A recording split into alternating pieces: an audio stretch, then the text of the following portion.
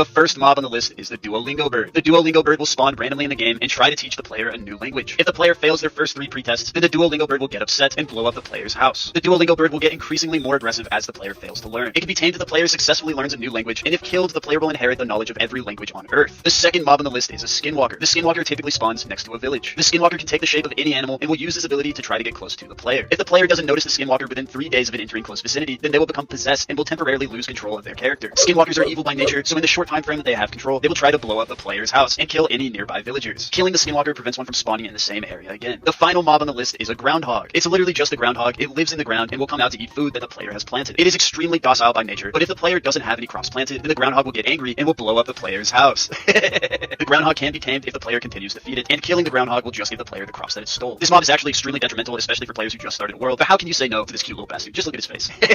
That is all of the mobs for 2052. Let me know which one was your favorite in the comment section below.